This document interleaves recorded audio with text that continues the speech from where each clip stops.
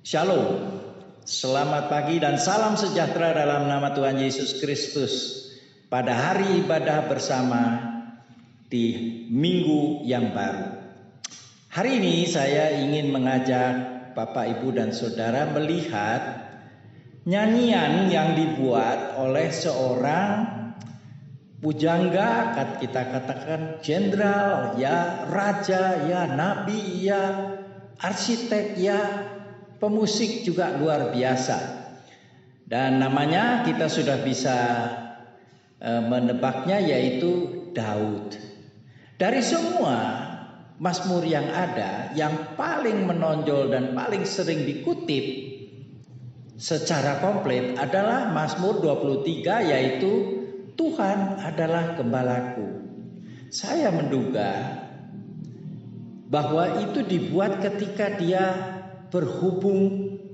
berhubungan dia dengan Yesus atau dengan Tuhan luar biasa dekat, tetapi profesi dia masih gembala, artinya dia masih muda. Dan ini membekas sekali karena menceritakan siapa Tuhan dan bagaimana Tuhan berkait dalam kehidupan Daud pada masa muda. Inilah yang menarik. Tapi kali ini saya ingin mengajak setelah dia tua. Dan saya ingin mengajak saudara melihat, kalau membaca kitab Samuel, kitab Raja-Raja, kitab Tawarikh, kita melihat bahwa Daud itu dari muda tidak mudah kehidupannya. Dia banyak oposisi, banyak tantangan yang dihadapi. Misalnya saudara-saudaranya, ketika dia menjenguk perang Filistin dengan tentara Israel, terlihat bahwa mereka tidak senang anak kecil ini menurut ukuran mereka secara fisik tetapi juga usia. Ngapain datang ke medan perang? Setelah dia berhasil mengalahkan Goliat, dia juga dapat oposisi. Dari siapa? Dari Raja Saul yang juga mertuanya. Dan sepanjang ini perjalanan dia setelah jadi raja, banyak sekali tantangan juga secara internal.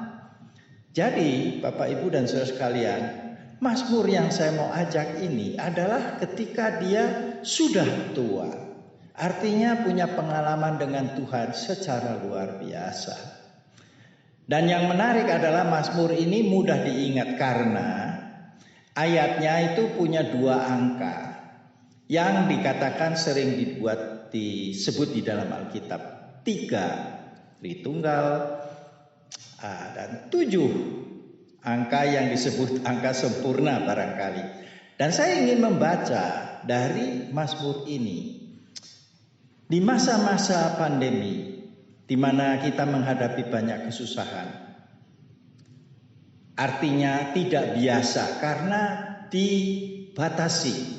Pekerjaan harus dari rumah. Kalau masih punya pekerjaan tidak dibayar penuh karena hanya separuh boleh bisa bekerja atau dilepas.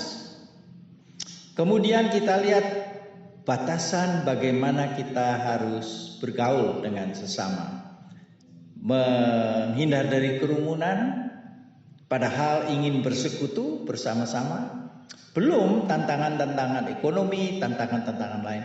Tetapi juga terusik kita kalau menghadapi orang-orang yang jahat, orang yang tidak menyenangkan, orang yang membuat keonaran di masa kita membutuhkan kesejahteraan, kebersamaan, kolaborasi atau kerjasama gotong royong untuk menjadikan bangsa ini, gereja kami, jemaat kami, tetapi juga keluarga kami itu sejahtera. Jadi saya membaca dari Mazmur 37. Dan ayat yang saya ingin sampaikan adalah ayat ketika Daud menghadapi di masa tua, melihat ke belakang orang-orang yang bikin dia marah karena tidak benar. Lalu Tuhan bilang, jangan marahkan, jangan iri terhadap orang-orang yang berbuat jahat. Jadi harus bagaimana? Fokusnya lain, fokusnya dirimu dengan Tuhan. Saya bacakan Mazmur 37 ayat 3 dan 4. Percayalah kepada Tuhan dan lakukanlah yang baik. Fokus kepada Tuhan. Yang kedua, bukan hanya fokus secara rohaniah, tetapi juga harus ada action. Dan actionnya itu berkualitas, punya mutu. Mutunya adalah harus baik. Setialah katanya, tinggal di negeri dan berlakulah setia. Nah, bukan saja sesekali melakukan perbuatan baik, bukan saja sesekali kita harus fokus kepada Tuhan, tapi terus menerus di tempat di mana kita saat ini berada. Entah itu di rumah, entah itu mungkin mencari pekerjaan atau menjalankan pekerjaan yang baru yang masih kita cari masa depannya. Dia katakan selain itu apa? Nah, ini yang menyenangkan. Dan bergembiralah dalam Tuhan. Bukan saja percaya, tetapi bisa bergembira di dalam Tuhan. Tuhan, terima kasih saya masih hidup. Saya tidak kena COVID. Saya masih dapat setengah kerjaan. Tuhan, terima kasih masih ada kesempatan. Saya boleh berkreasi, membuat satu mata pencaharian yang baru, yang harus saya belajar. Tapi bersyukur dan bergembira. Lalu dikatakan begini, maka dia akan memberikan kepadamu apa yang diinginkan hatimu. Nah, bukankah ini satu ungkapan luar biasa? Yang kita rindukan itu terjadi ketika kita fokus kepada Tuhan, tetap berlaku baik, tinggal di tempat yang ada dengan setia, kemudian bergembira, bersyukur kepada Tuhan. Ternyata itu diberikan. Nah, dilanjutkan lagi. Dia berkata di dalam ayat yang ke-5, serahkanlah hidupmu kepada Tuhan dan percayalah kepada Dia, dan Dia akan bertindak. Nah, ini pengulangan. Kalau 2 kali berbicara tentang hal yang sama, ini penting. Dan ini harus dijadikan satu prioritas tapi juga pokok dalam kehidupan, yaitu berani bukan percaya saja, tapi menyerahkan kepercayaan bahwa Tuhan akan berbuat baik, bahwa Dia akan memberikan apa yang diinginkan hati kita. Dan di sini dikatakan harus dipercayakan kepadanya, baru Tuhan bertindak. Jadi tindakannya nanti keluar dari sana. Lalu dia katakan, Dia akan memunculkan kebenaranmu seperti terang dan hakmu seperti siang. Berdiam dirilah di hadapan Tuhan dan nantikanlah Dia. Luar biasa. Artinya ada kesabaran, dan kesabaran itu adalah hasil dari iman. Karena apa yang diharapkan pasti diberikan. Nah, saya mau loncat langsung sebagai bagian yang menurut saya di masa-masa semua dibatasi, ternyata anak Tuhan itu bisa mengandalkan ini. Kenapa? Daud berkata begini, dulu aku muda, sekarang telah menjadi tua. Artinya ini kata-kata orang berpengalaman dan kata-kata bijak yang bisa dipegang. Dan dia bilang dalam ayat ke-25,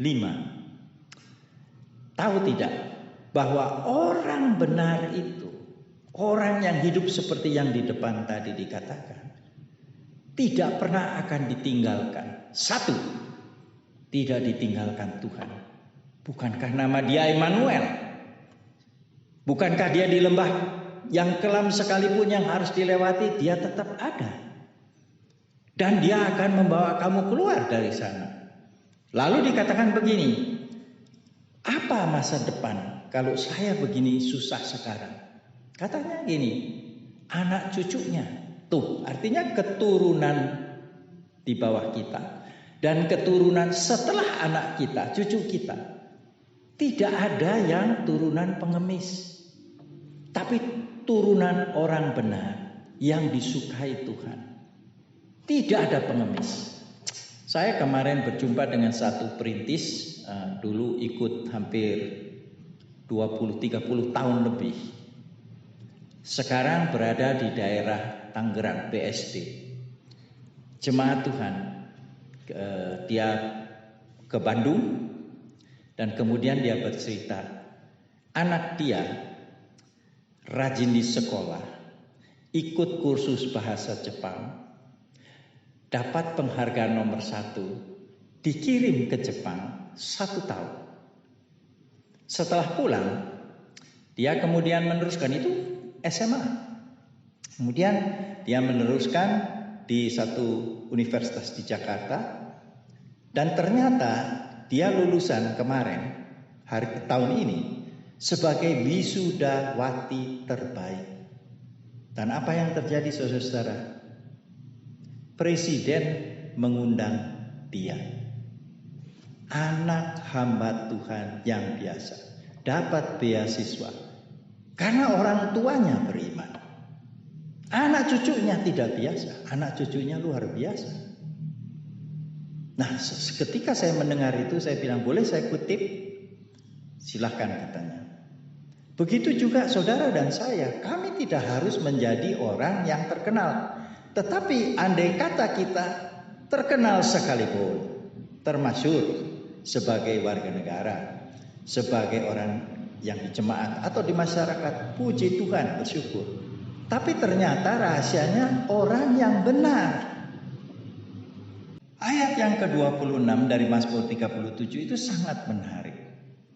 Karena ini sambungan daripada anak yang tidak jadi pengemis. Dikatakan begini, tiap hari, bukan sesekali, bukan kadang-kadang, atau seringkali, tetapi tiap hari orang ini menaruh belas kasihan. Seringkali orang berkata kalau diberkati itu harta bendanya banyak, rumahnya oke, mungkin bukan 1 lebih, mungkin kendaraannya roda 4 lebih dari 1, mungkin posisinya baik. Ya, itu pemberian dari Tuhan. Tapi ternyata ada nilai-nilai lain kekayaan yang barangkali orang yang punya harta secara harafiah besar, milik dan akses apa yang dia punya banyak, tetapi belum tentu kaya dan belum tentu tiap hari bisa beri. Orang benar itu punya belas kasihan. Artinya apa? Saya ingin tanya kepada saudara, belas kasihan saudara kepada apa dan siapa? Ternyata saya ambil contoh istri saya. Dia senang dengan tanaman. Dan tanaman itu dia beri pupuk. Termasuk anak saya, termasuk istrinya, anak saya perempuan yang menanam itu. Mereka tiap hari melihat. Begitu lihat daunnya menguning, begitu dilihat tanahnya kering, mereka turun tangan langsung. Takut itu tanaman itu mati. Karena tanaman yang bertumbuh baik, mengeluarkan buah, mengeluarkan bunga, mengeluarkan daun yang ini, dan diajak bicara, relasinya sangat dekat. Nah, belas kasihan bisa ditaruh seperti gambaran tadi. Tuhan memperhatikan kita dengan belas kasihan. Dan kita, jikalau hidup dengan Dia, hidup benar di dalam firman dengan Dia, maka tiap hari punya belas kasihan kepada semua orang. Pertama pada keluarga dan kekasih-kekasih kita sekitar kita. Kedua, kepada mereka yang di lingkaran kerabat maupun keluarga, maupun saudara-saudara andai tolan. Sesudah itu masyarakat, siapapun yang dihadapi. Artinya kaya seperti Tuhan. Bukan nilai uang, tetapi nilai kasih. Dia bilang, dan yang menarik, tiap hari dia bisa memberi pinjaman. Artinya apa? Dijamin oleh Tuhan, orang yang ikut sama Tuhan itu ada lebih dan bisa memberi pinjaman kepada orang lain. Artinya orang berada.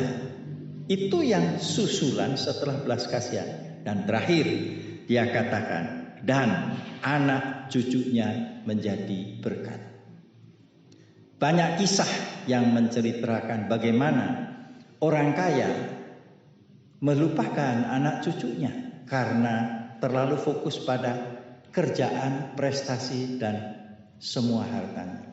Padahal yang penting adalah relasi. Dan barang siapa yang berelasi dengan Tuhan, mengandalkan Tuhan, anaknya tidak jadi seperti malin kundang yang menyangkal ibunya yang pada saat itu memang tidak kaya. Tetapi ibunya ditinggalkan. Dia dapat kutuk. Tetapi anak ini menjadi berkat. Nah saudara, itu jaminan. Cucunya juga. Dan tentu kalau anak dan cucu ada mantunya. Dan saya percaya saudara, di masa susah ini yang harus dipegang. Kenapa? Daud berkata, sampai masa tua sekarang aku bisa kasih satu bukti bahwa Tuhan peduli. Semua generasi penerus kamu diberkati. Jadilah seperti iman kamu, sebab iman adalah dasar dari semua yang kita harapkan. Tetapi selain itu apa? Bukti dari apa yang tidak kelihatan. Sebagai penutup, ketika Abraham usia 99, Tuhan bilang, kamu akan bakal punya keturunan melalui istrimu yang 90 tahun umurnya. Dia tertawa. Kemudian Tuhan datang lagi kepada keluarga ini. Dan dia ceritakan sekali lagi, tahun depan katanya, Sarah akan menggendong bayi.